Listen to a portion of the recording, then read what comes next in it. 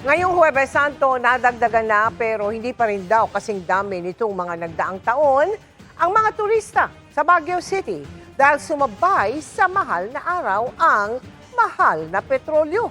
Nakatutok doon live si Bea Pinlac. Bea? Mel, sumigla na sa ilang tourist spots dito sa Baguio City ngayong Huwebes Santo. Kabilang na nga rito sa Burnham Park pero malayo pa rin daw yan sa dagsa ng mga turista ng mga nakaraang Semana Santa. Ganito katamlay ang ilang sikat na park sa Baguio nitong mga nakaraang araw. Bilang lang ang mga umakyat sa summer capital ng bansa para mamasyal.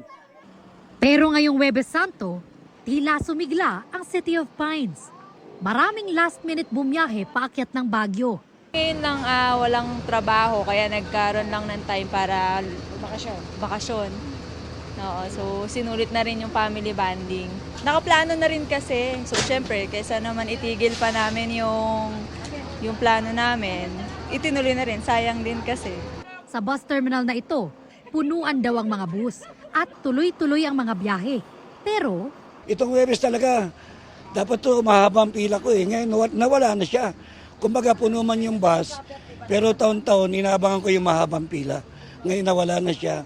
ayon sa Baguio LGU, nasa 30% ang itinumal ng pasahero ng bus paakyat at pababa ng Baguio simula nang magsunod-sunod ang taas presyo sa petrolyo.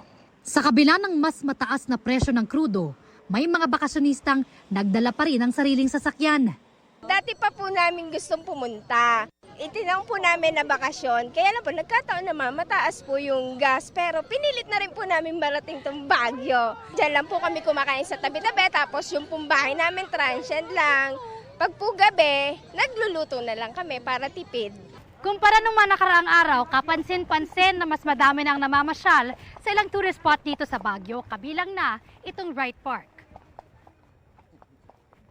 Pero malayo pa rin daw ito sa dagsa ng turista noon. Lunes, Martes hanggang kahapon, konti lang tao. Ngayon lang araw, hindi naman natin alam bukas ulit kung may tao. Or sa Sabado, baka sakali. Tabla-tabla na lang or wala, minsan pa wala.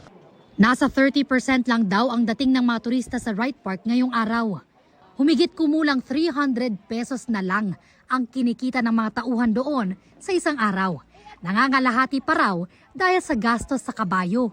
Kaya ang natitira sa kanila, kulang pa raw sa pangkain nila. Kung may extra job na pwede ka dyan, kagatin mo na. Malaking dagok daw ito sa ekonomiya ng Baguio. Ang GDP kanina namin, ang two big drivers niyan, no?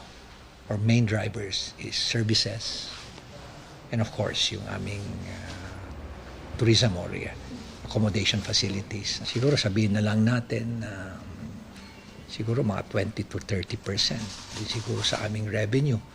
Paalala naman ng pulisya sa mga dadayo sa Baguio, maging maingat, lalo na sa pagparada ng mga sasakyan. Meron pa rin na bibiktima ng basag kotse, no? Especially kung alanganin. Kung alanganin yung pinagparkan nila. So just follow the rules and regulations here and you will be safe.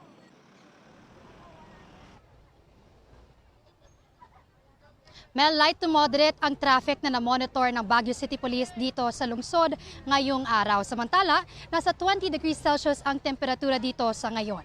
Yan ang latest mula rito sa Baguio City. Bea Pinlac, nakatutok 24 oras. Maraming salamat sa iyo, Bea Pinlac.